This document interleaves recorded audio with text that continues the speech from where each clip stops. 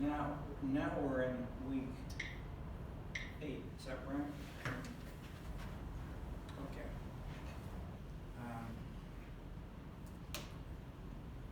And you can see with Professor Chen, we spent hours trying to get one session we missed. So I can start recording that, I guess. Yeah, let me just tap the video, please. Did that. Yep. Okay, great. We recorded the video with her machine, and it was too big, and she had too many, didn't have enough space. So this is my backup, which is the audio, and so we posted the audio instead, which we sent it out, but it is not on YouTube. But that's when we mostly use the Mocus video Bogota. All right, we've got some multiple things we're going over, and what I want to do briefly some discussions of specific readings, which I haven't been doing that for a bit. Then we come in with some bigger themes like Mocus, or how to transform corruption, because that's such a dramatic story. Case study, as they say at Harvard.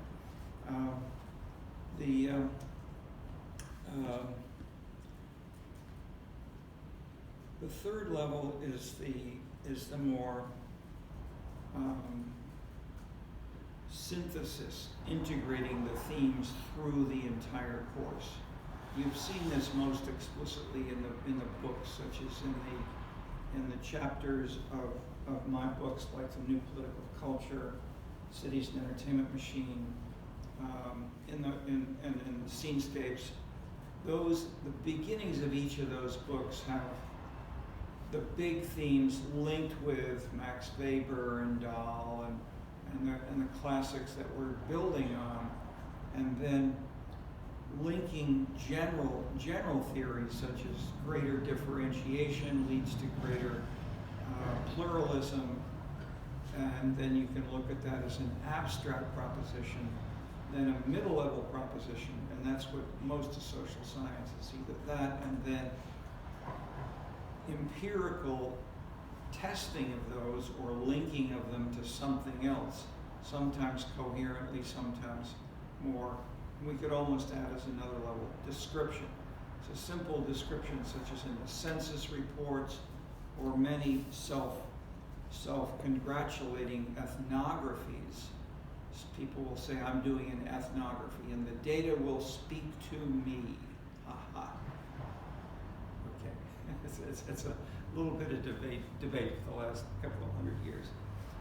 But I would say my position, if you want to have a quick answer, is that of C.S. Peirce, Levi-Strauss at the end of, more recently, end of the 19th century with Peirce. Basically, these things are interrelated. That is, you go up and down, you join them together, and there are a series of labels for that, but basically trying out different things, keeping in mind, having ideally even published propositions. I will test as X lead to Y, Y lead to Z, Z lead to W, and then what are the ways that, and in explicit discussing, trying to say, what's a good research design to test that? And the social psychologists are particularly, I'd say, one of the most helpful here, in part because they do bridge two big bodies of theories, is that they articulate the theories, then they do very different kinds of empirical work to test it. But where there's an integrating theme, but they may do an experiment, they may use census data, they may use a newspaper report, they may have an interview, they quote from their daughter's observation on how she likes cereal or not, and then go back to a mathematical model and put them all together. Whereas the American Sociological Review tends to be very narrow, often very simple, one source, one kind of numbers, and they don't link with other things very coherent. So, I mean, I'm exaggerating, and I'm not exaggerating, I'm describing what was more true. We're getting more explicit in these things, but I'm saying this because you'll see this in journals, you'll hear it in classes, you'll have arguments with fellow students, you'll see it on social media. All these things are being discussed in different ways, and if one thing which I'm trying to help you do is to be explicit and to think for yourself, what kind of analytical frame is being used to make this statement? And that's a philosophy of science kind of question. It's a sociology of science. It's theory building, and it's not statistics. It's not methods in its narrow method sense, but it's a critical part of a linkage between these kinds of activity where we have almost no courses on it in very few books. One of the best, I'd say, recently I've mentioned is John Levy Martin in sociology. He has 2 or 3 books, or 3 books I think, called Understanding, and then one is called Theory, one is called Data or something like that, and one is called Statistics. And he starts out in the book on statistics, he says, this is not a statistics book. It's not, it's saying why statisticians are doing the wrong things for social science. So statisticians, numbers are too important to leave to statisticians, and don't think you're learning that necessarily. So when you get to the course that Professor Chen is taking, this is a hard question, how to teach that course. And Steve Robinbush has changed several times because he's attacked him, and he knows, and students are, either openly in class or afterward and quietly, these things are discussed. Okay.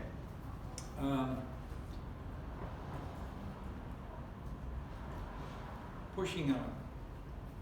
Couple of big themes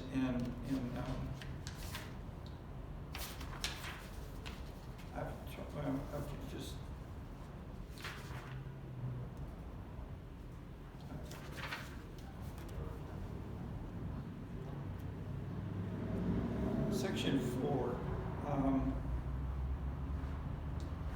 I was like just above that. I haven't mentioned here. It's on the list. Bronzeville Soul. I sit in a committee with the alderman, my alderman, and we've seen her on the picture here once. And a subcommittee of us we organized, which are shown as co-authors on page 7 of the syllabus, and it includes a minister, the chairman of the board of the Michael Reese Hospital, other people who were developers, Timuel Black, who was just then about 100 years old, called Venerable Scholar and Southside Historian. Okay. And the bottom line at the end is, Bronzeville and Harlem are the cultural leaders of African American culture and history. How feature the past? That's the question mark.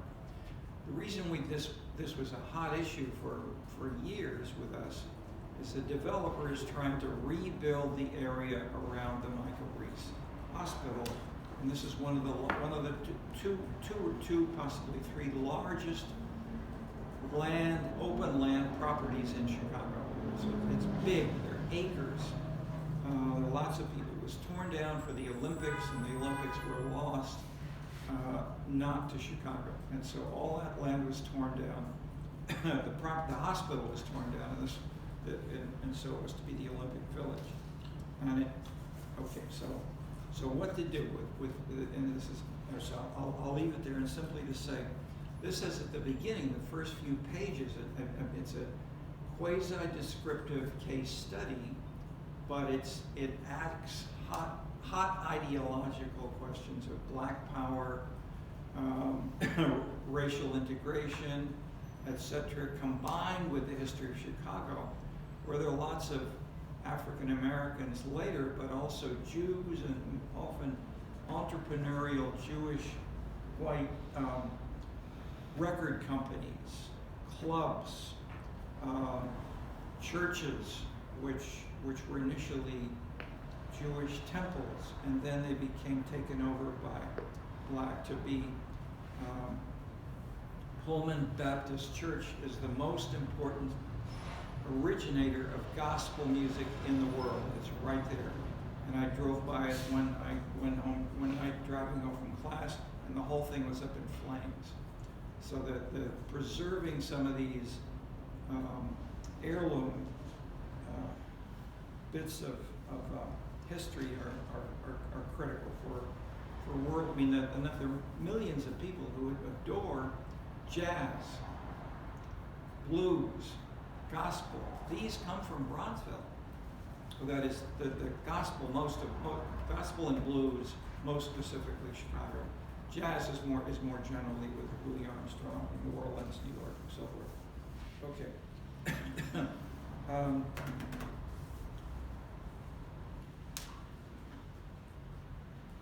That ties together, of course, politics, culture, art, policy, local politics, and national and international. They're all there. Okay. Well, okay, let's push on to Walter Benjamin. He was German, Jewish. He wrote a book on Berlin. He then did a book on Moscow, which said every third page said, it's cold here. So if you think we're cold here, read his book on Moscow. He then spent half his life studying Paris. Why was Paris so important? Analytically, his background was Marxism. He wanted to try to use Marx, but he also was a literary man. He's not a social scientist in training at all. He's trained in literature, but he was considered the most brilliant intellectual of Weimar Germany by many people. So very, very smart. But he joined these things across boundaries between disciplines and activities. And so he never finished this multiple. He died, I think, in 1940. He was trying to cross the border and get into Spain and get out of Europe, but he didn't make it. The work,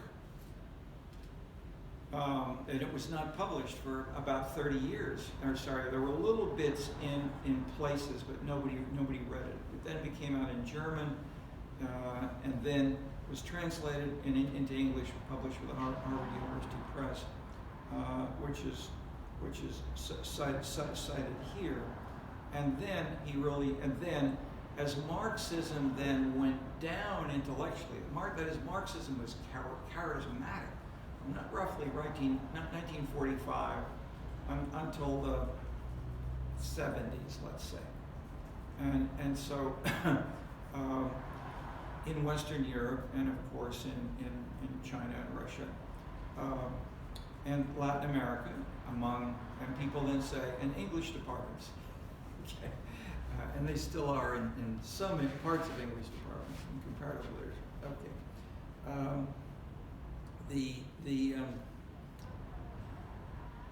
Benjamin wrote this.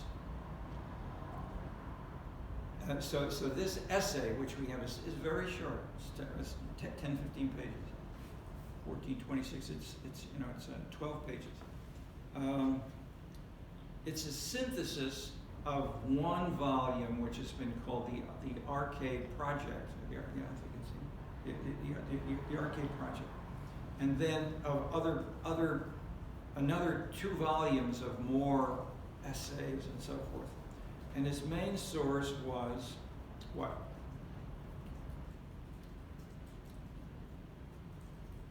The poet, the leading intellectual. So if Benjamin was the leading intellectual of Weimar, he took the leading intellectual of late 19th century France. Paris was a poet, Baudelaire. Okay, Baudelaire, I sometimes show because Probably you haven't, how many of you read more than a line of, a page of Baudelaire? Probably none of you. Okay. Dan Silver, my co-author of Scenescapes, his PhD was on the street in Baudelaire. His PhD is not in sociology or political science, it's social thought. Anybody knows anything about social thought? Okay, see, most of you know nothing. It doesn't exist, basically, except at the University of Chicago. But people were here, Friedrich Hayek, Hannah Arendt, Saul Bellow, some very smart people that wouldn't fit into the normal boxes. And so the university created this after World War II, and there's some very smart people there. And Dan Silver gravitated from Berkeley to the simple leftism of Berkeley. He felt it was much too simplistic. So he came here to study social thought. And then we connected, and so it continues. All right, so Benjamin thinks in similar terms. I'm making these few points, naming names, because there's so few people who are doing this. That is, most people do a paper that will be publishable in their journal, where they can get it published and they can get a job. But Benjamin was didn't have tenure, and he worried, and he ran out of money all the time. This was also a proposal to try to get some funding, which failed. And so, why was Paris so important analytically for a Marxist? And Marx has his four types going from agrarian, capitalism, socialism, communism. And those four types, we can even say, that is analogous to what we write about with Scenescapes. That is, we look at the bigger blocks of ideas in the way that these things come together. It's not just, we're not just talking about one painting, the Mona Lisa. We're talking about Romanticism or the Renaissance, and where and why these things hold together as bigger periods. And Benjamin does this, and so what he doesn't explain.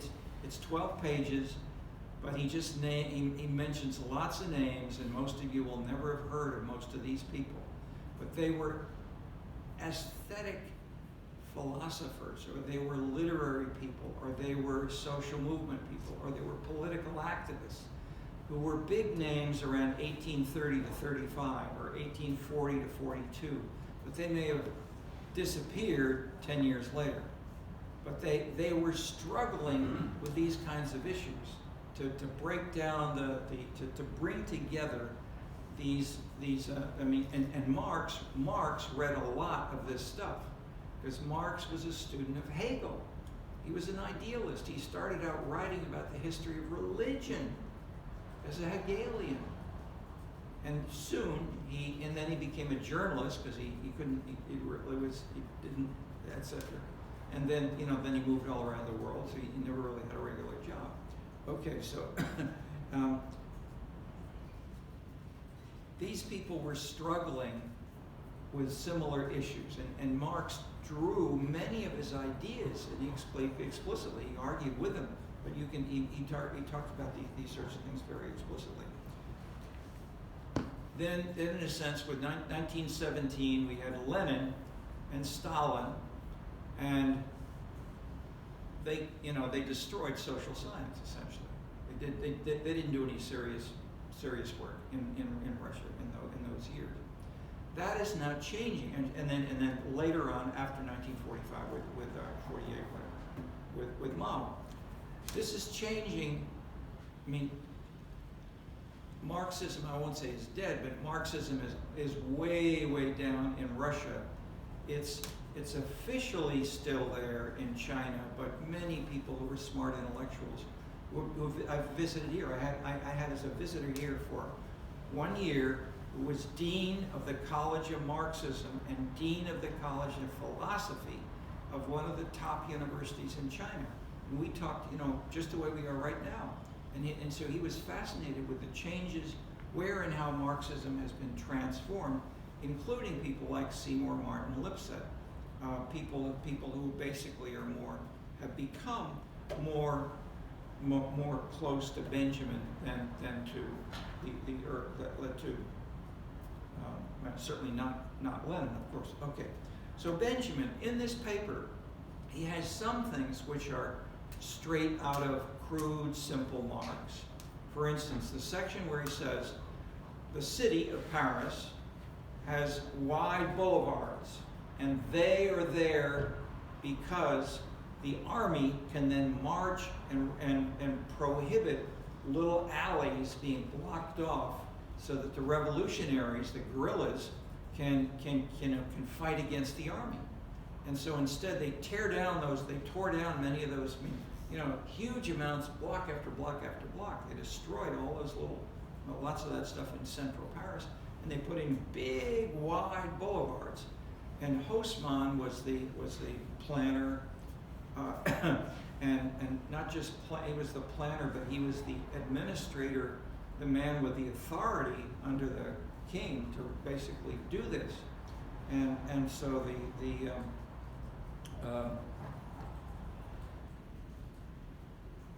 theory was Marxist. This is prohibiting, that is, the capitalists were protecting capital against the proletarian workers. I mean, not quite saying that directly, but at least the class struggle was the simple interpretation. And even at the time, not everyone says that was the only thing. Even then, there were multiple causes. But many people have said that. They were not just Marxists. Okay. Most of the rest is on a very challenging issue. And I've taught courses where I've had students here from Paris. So there were two women from Paris, and when after I gave a lecture on Benjamin, she came up to me and of course, she said it openly because we had class discussion. Everybody talked about it. She said, "We've never heard anybody talk about Benjamin this way in Paris. Benjamin is a Marxist, and is what we've learned in Paris." Okay, so this is the difference between the Paris school. Paris and New York schools have strong Marxist roots. Chicago has really been fighting with that, and then especially the new Chicago school. And LA is a mixture of the Hollywood films like Chinatown, the film, and a little bit of Marx. Those are the three schools as I've simplified. Benjamin's big theme, and so we can put it as just. Can anybody tell me what that one word is? I may have put it already in the board. I'll put it on again.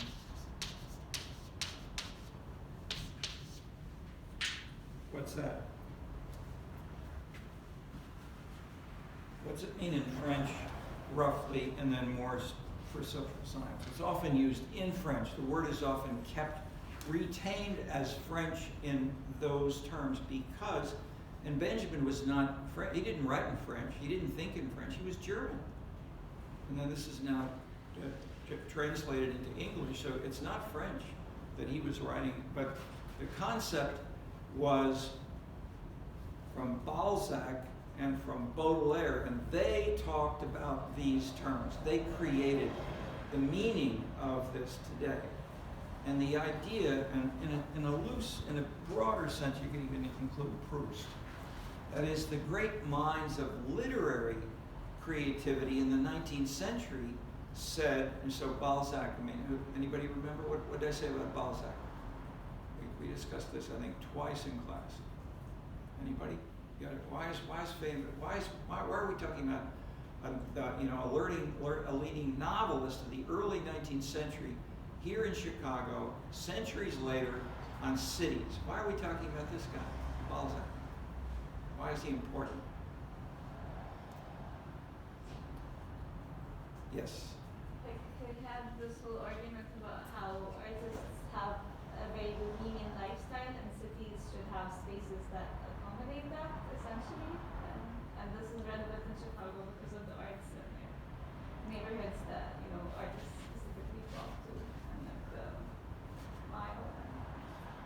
Yes, yes, yes. Were there one or two labels for the ideas, which he talked about, and either then or later, that is, let's say later in the 19th century. And we've used it, it's widely used today in a lot of social science. What are the ideas that Balzac and the others were promoting? Bohemian. Bohemian, okay. What's the mechanism by which the bohemianism can be identified if you're an artist or you're a bohemian yourself? What do you do? How can you walk around? I'm giving you hints to get away from the narrow class-like culture, bits of proletarian, bourgeois, aristocratic, and if you use those labels. You could be a flâneur. And so the idea was you walk around the street and you observe thoughtfully what's in the minds of the people. How are they dressed? Are they walking fast or slow? People in Chicago, for instance, visitors from England and especially from other countries came to Chicago in the late 19th century and said, oh my God, everybody walks so fast in Chicago. They can't see anything, they're going so fast. The flâneur walks slowly and stops and thinks about what is the meaning of this. And sometimes they sit down in a cafe, because in a cafe, you look at people walking by in the street. And when I was a student in Paris, I lived with a French family, so I got the proper, bourgeois, middle class, upper middle class lifestyle. And every beginning of every meal, they would say, "Et le Père et le Fils et le Saint-Esprit, ainsi soit to you." Father, Son, and Holy Ghost, may this bless this meal. Basically, every meal. I then went to dinner. That was okay. Dinner, I would go to a called a university restaurant, subsidized, cost about 25 cents at the time, maybe $1 now, something like that. And I would get to know French students. There were some other Americans there. I said, I'm not going to talk to any American students. I want to learn the language. I want to learn the culture, how the French live and how they different from Americans.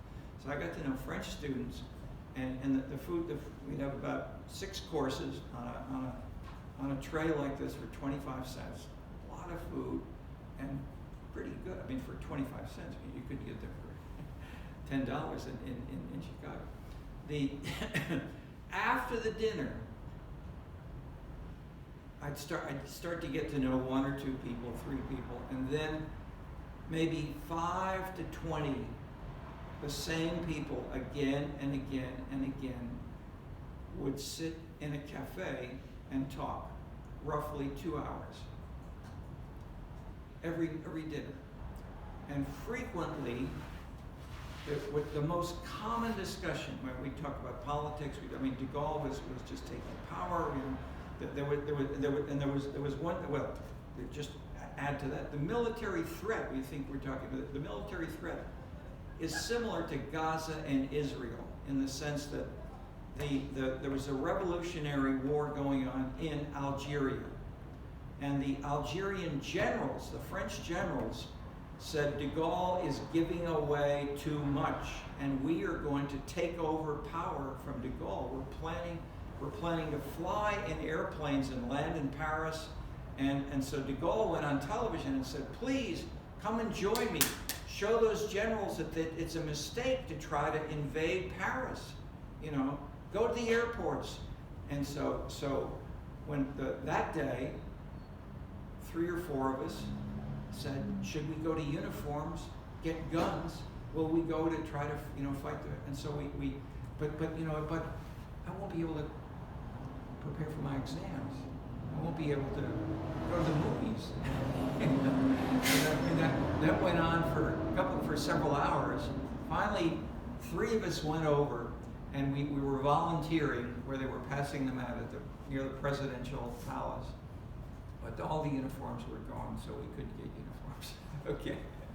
So but the point is, that was, in our minds.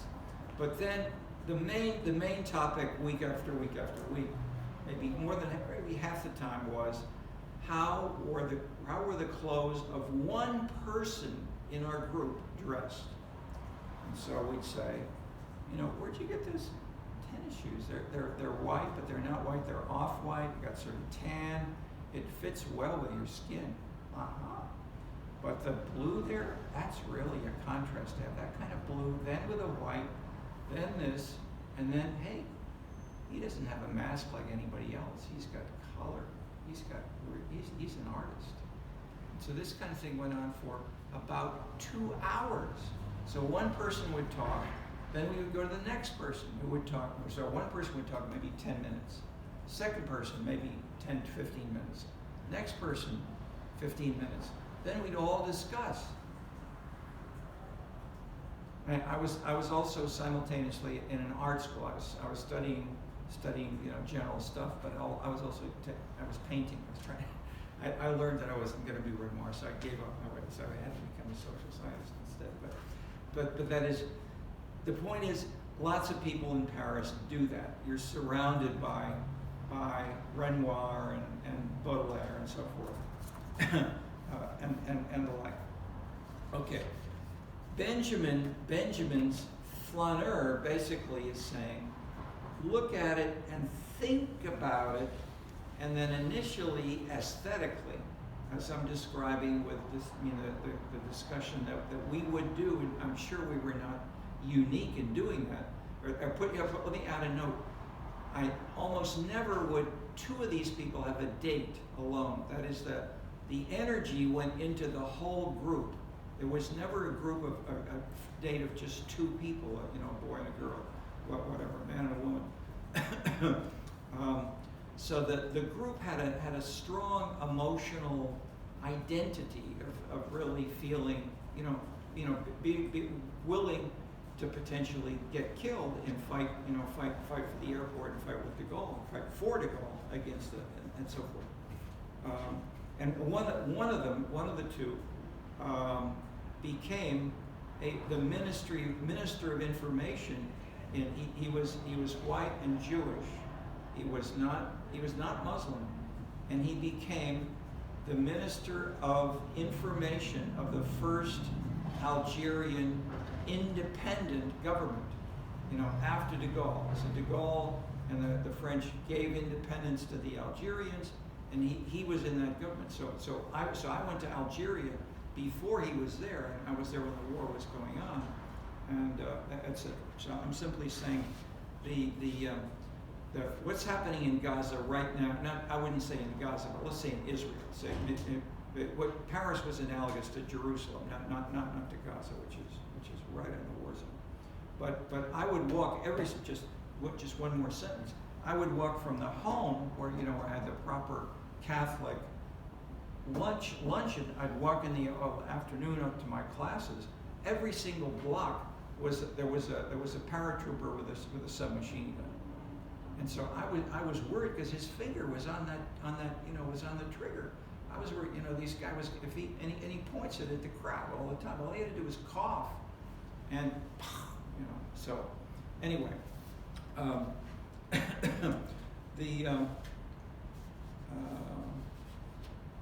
that's why I wasn't so upset in Chicago a couple of years ago.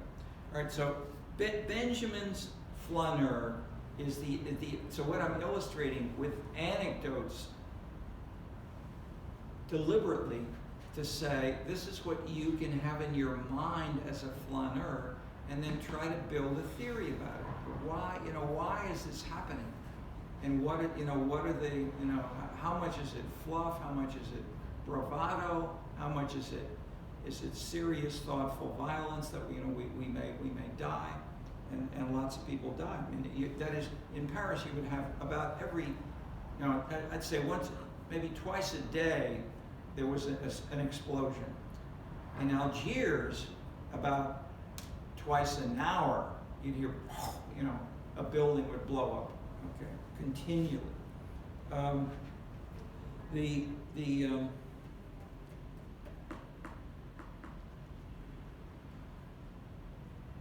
So, let me state it in one sentence. The flaneur should try to build a theory which joins these multiple kinds of activities, and there's a lot of aesthetics. And like as I've said, 9/11, the destruction of the World Trade Center, was a symbolic, artistic, political statement. It was covered in television of the world. I mean, it showed, the strong capitalist American leadership. Ha ha! We could destroy and what was it? The World Trade Center. I mean, this is capitalism at the core. And if that could be destroyed by a couple of guys getting into an airplane, they didn't have any fancy any bombs, whatever. They just and they learned how to be pilots just by showing up in America. And they weren't trained as fancy pilots. Okay, so and so we're living in a very different world from 20 years ago. But so that if maybe it wasn't explicit enough, but I think you see from the examples, Benjamin has become important again now because the openness, the multiplicity of frames that are fighting among one another is what Benjamin was going through in the 1930s. Think of then where was he? Hitler was in Berlin. He was in Paris and worried about the German troops getting closer, and he didn't try to leave until 1940. So he waited too long. Okay, he loved Paris. So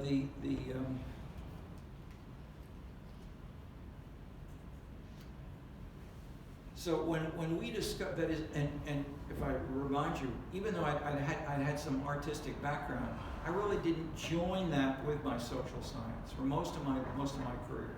More than half of my career, I did nothing on the arts. I did it. I mean, I continued some of it privately, but I didn't use it in my social science. Since then, we discovered from Kentucky Karaoke, we discovered Putnam was wrong. These organizations are not going down. The arts are taking off. And then you started to look further. This is happening in China. This is happening in Japan. This is happening in lots of places. And nobody is really paying attention. So that's why I'm telling you, because the world still hasn't really seriously recognized this. Okay. Benjamin gives some of the beginnings of this. Okay, let's push on. So does Wildavsky. Wildavsky probably was the number two political scientist in the 1970s. That was after Dahl, and Wildavsky was a student at Dahl. He then, in the first part of his career, Wildavsky studied budgeting, money, and he studied incrementalism. That was his theory. That the budget adds an increment. This is what you use at the Harris School. You learn stuff like this. And you study budgets, and you have last year was $100. This next year is $110. We have a 10% increase. How do we divide this among the departments? And the idea of incrementalism is that sort of fixed amount, 10%, could then be either given equally to all the departments, or you then might say, health, you're not doing a good job. We're going to go through a serious review of the health department, and now let's so maybe there'll be, but nevertheless, the general idea is that, and then Wildavsky then took this to Washington and then he did a book on the history of it. This is a little further down in the next section. History of budgeting and taxation in the history of the world. He wrote this. Okay. So he wrote the big book because Prop 13 passed. What was Prop 13?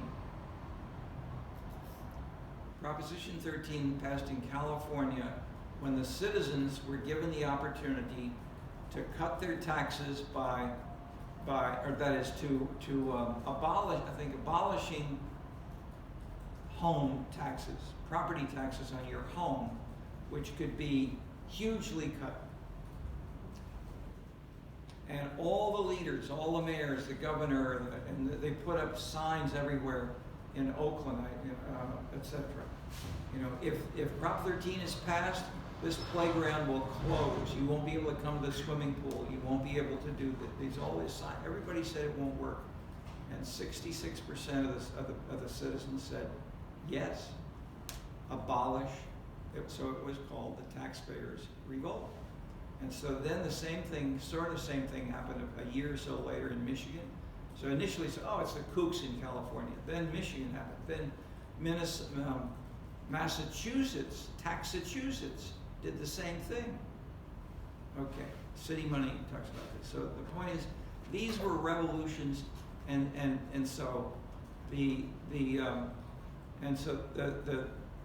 Pat making okay. Too much time on that.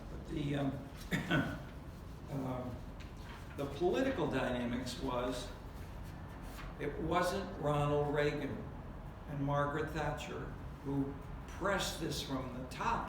This was bottom up. This was citizens, and they shocked everybody in the middle of the mayors, the media, the civic groups. They all opposed it, but the citizens said no. Okay. with Schumacher, this is now a very different kind of place. Lawrence, Kansas. Kansas can be middle road, maybe Republican. What he does, he with co-authors, really in a book, study development, economic development, same thing that Dahl did. But they went into more detail to many, many, many other issues. So Dahl studied 3 issues. Schumacher studied, I forgot what it was, something like 70 issues, lots of different issues in recent years. And then they did big surveys of the citizens of Lawrence, Kansas. And did the citizens, that is, if we're now testing Marx, testing Stone's ideas that business dominance, back to Hunter, this is the driver, this explains American politics. This should be capitalism, and she should be led by businesses. And what did he find? What did the citizens want? They wanted the same things as the mayors and the same things as the business leaders. They all want development. There was no conflict. There was no political conflict. Whereas most of the people who were saying, there's a conflict, that is, this development is being forced down their throats. This of course, was a famous title called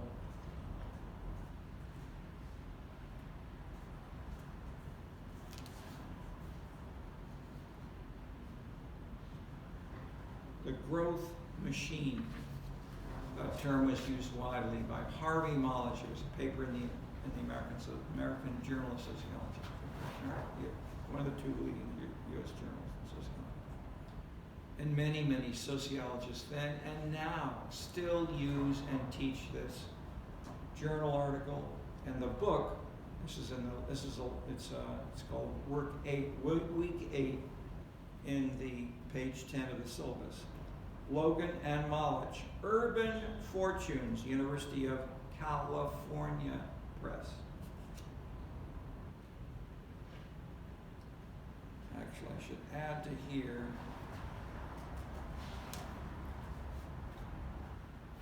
This was published, this is 1987, so that's the 2nd edition. The text of the book did not change, but the introduction is drastically different. And these 2 guys basically became Marxists around the time of this late 60s, 68 roughly, when many people turned to Marxism on student campuses, especially Berkeley.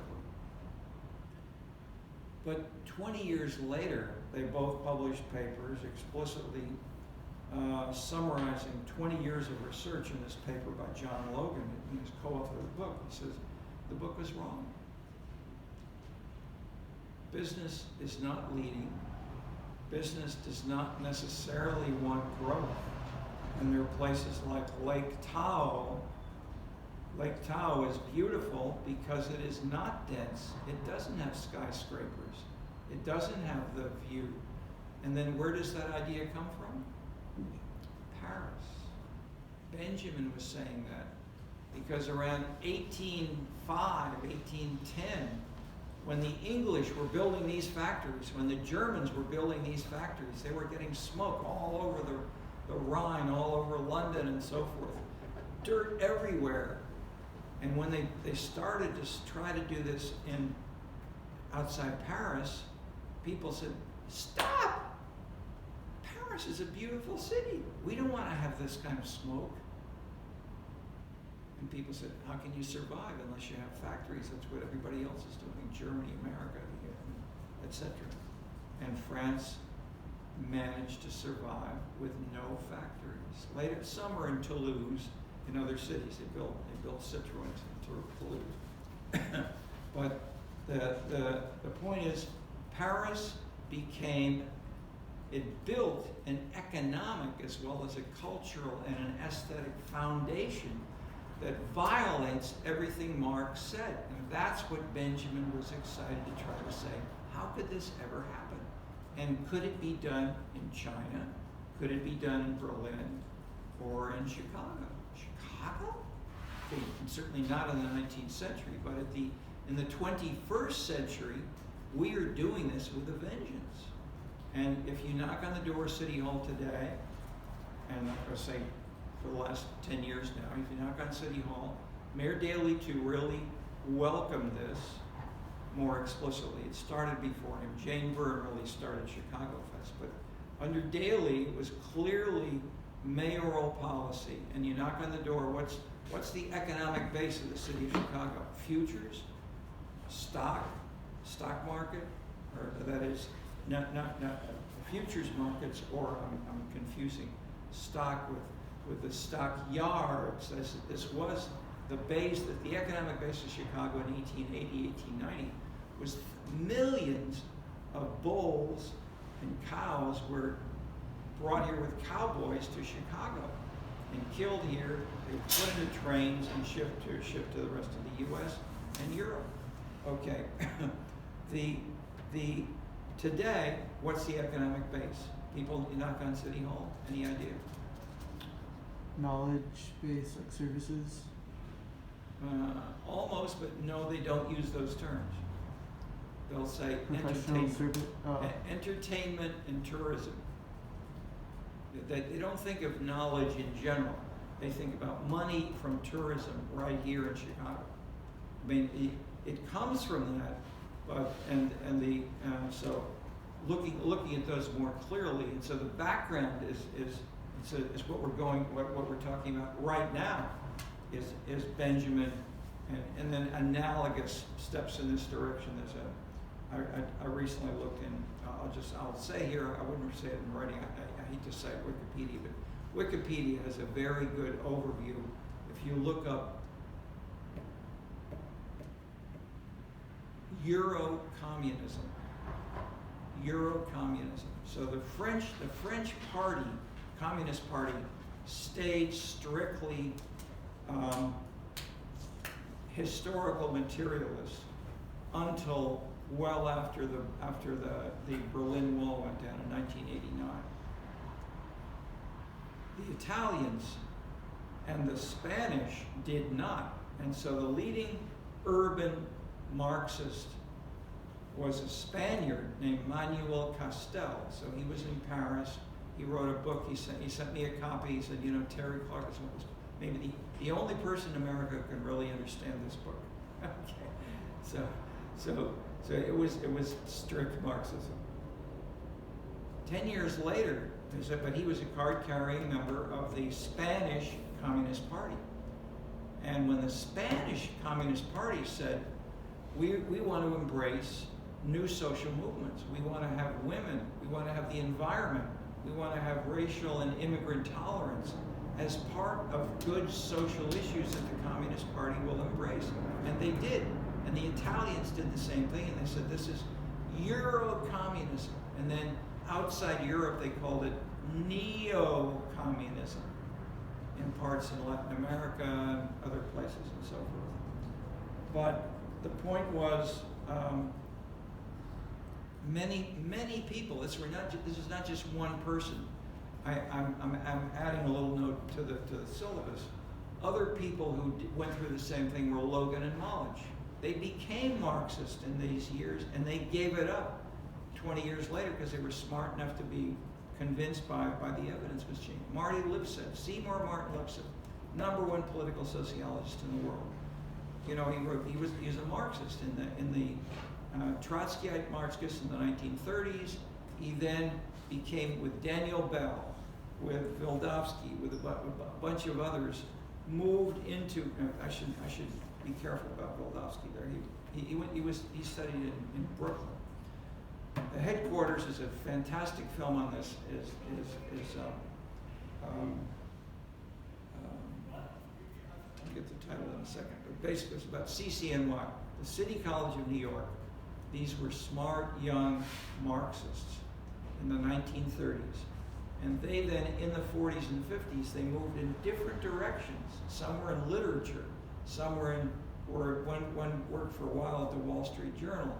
Others worked, and many became academics. Irving Kristol, Seymour Martin Lipset, Daniel Bell, Peter Rossi.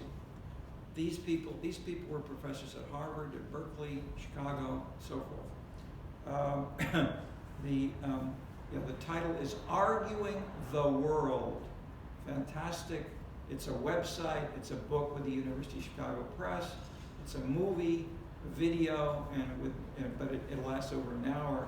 But you can see these people. I mean, it's the best documentary I've ever seen of anything. But if you want to see it in the sense that it's at the same level as a smart social science journal in a top journal. Take a look if you want to see that explored. And so these people, all the people that were on the reading list here, were going through these kinds of things, and they're thinking through, where and how do these things work. And Benjamin Nuss was a smart part of this, as were these others. And scenes, and so we have a reference here to this Wu Jun and Tong Wong.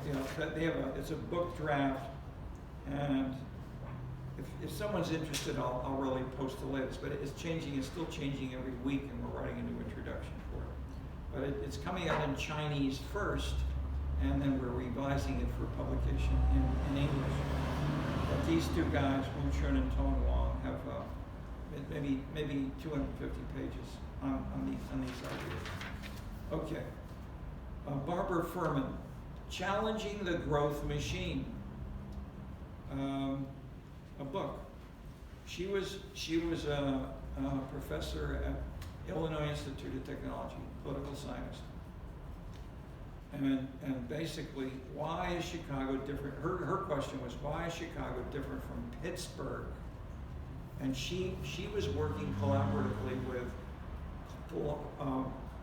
Clarence Stone, and she and the majority of urban politics people in those years were following the idea. It's a loose version of Hunter. That is, it's business domination, and they call it the regime. And then, but the most dramatic I've mentioned briefly. I'm not going to elaborate much, except that I was in a panel, American Political Science Association meeting here in Chicago. Clarence Stone was right there. I was there, and there were two others presenting, and the two others were disciples, fervent disciples of Stone, and they presented papers on regimes drive cities, and they drive, and then they go into a case study of one city, and they presented in a very dogmatic kind of way, those two. Then Clarence Stone spoke, and he said, well, it may be that in a certain historic period, some of these ideas were compelling, but things have changed. Regimes don't really work like that. So he didn't use the term pluralism and Dahl were right and I was wrong, but between the lines, that's what he was saying. And I was sensitive to this, and so I came last, and I think I probably said, even in the session, I said, I almost fell off my chair when Clarence said this. Because no one in the audience, no one, even the two guys on the panel, presenting a paper for Clarence Stone, then Clarence Stone said, wow, that was yesterday. No more. Okay, so the general point I'm making, these are not just names, but there were thousands of people around the world going through the same kind of breaking away, modifying, adapting, updating Marx in ways that are still building on the foundation of Marx. So Scenescapes does that. I mean, we build on Marx. Daniel Bell builds on Marx. Seymour Martin Lipset builds on Marx. But they adapt it with new elements. Okay. So Barbara Ferman's little piece of this, not so little. I shouldn't say that at all. It's an excellent case study of two cities, Pittsburgh and Chicago. I would say Pittsburgh it's great. Chicago, it was simplified. But let me the quick story. Has anybody looked at this? What would she do? What'd she say? She takes some examples and says, okay, we have here land use, parks, and say 3 issues. And she's then studied how these, and the same kind of thing that Dahl did. And then shows that the issue areas were distinct, and you had people in that issue, like parks. If people were concerned about parks, they would go out and they fight for better parks. They had dogs, they wanted to have picnics, et cetera, et cetera. In Chicago, when you have the same issues being raised, when the issue starts, there's separate issue areas. But as it becomes, if there are a serious hot issue in Chicago, what does it become? Her argument, everything becomes race and hierarchy and class. It's not about parks. That is, Paul Peterson introduced in a Dahl, of course, but Dahl and Peterson really stressed the point that issue areas have a dynamic that transforms everything, and you ought to pay attention to this. Okay, so Barbara Ferman did this in a very, simple way of having 2 cities, but showing that very powerfully because Chicago is so different from Pittsburgh.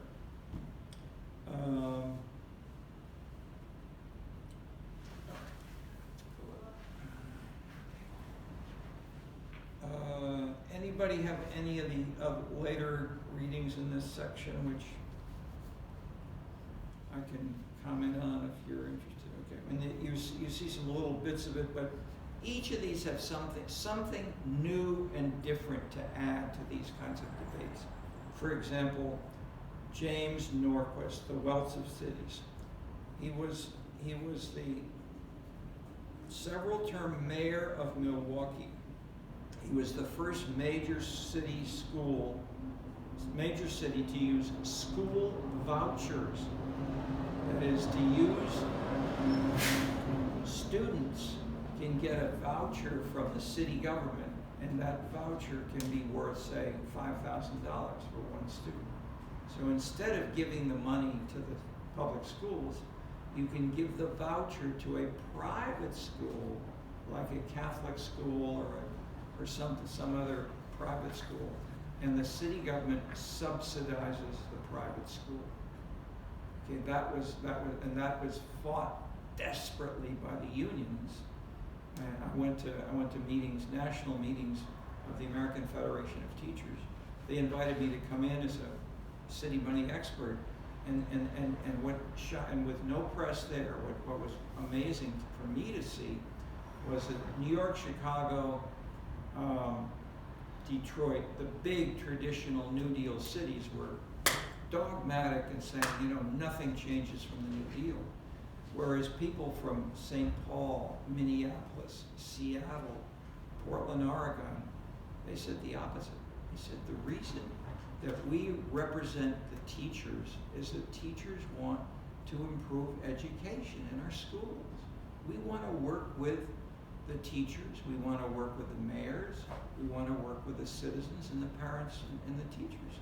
And if we want to try out new things, maybe they didn't discuss vouchers, but they would say, not just making more money for our teacher members based on seniority, which is this is the narrow American version of unions. It's a classic for the 20th century. In the late 19th century, it was different. And in Chicago, we had the famous strike when there were roughly, I've forgotten the numbers, it was from 6 to 12 union leaders were hung. They were hung because they wanted to be revolutionary. And the city was very, very tough and very anti-union. This happened, I think it happened on May 1st. May 1st was created in Chicago, but May 1st, Labor Day, is not celebrated in America because it was too revolutionary. And so, well, Labor Day in America is at the end of the summer when schools go back to school, but the rest of the world follows the Chicago May 1st celebration day. Okay. Okay, so each of these has something valuable.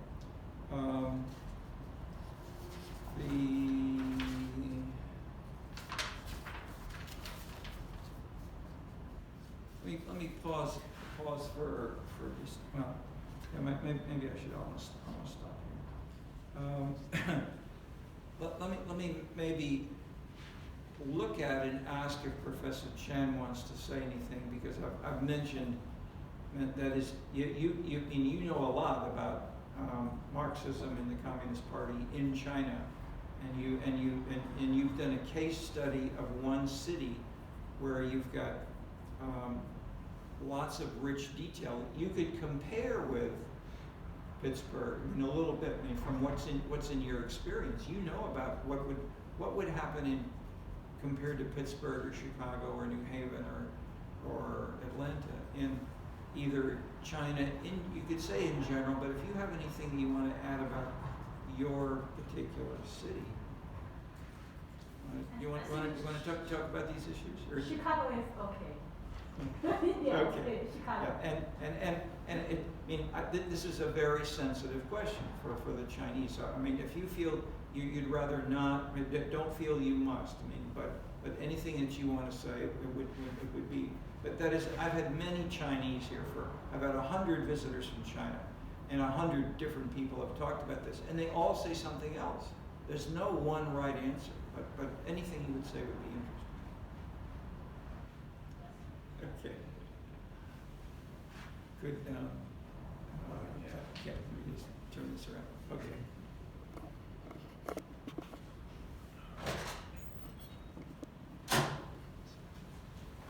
Say something? If you like, but you don't have to if it's too. Yeah, not this class. Okay. This next class maybe. Okay. Yeah. Okay. The time is up. That's good. No, I apologize for not explicitly, whatever. And we don't need, a long, 5 minutes is fine. 5 minutes, Yeah. okay. That's great. Anybody else? Anybody else with a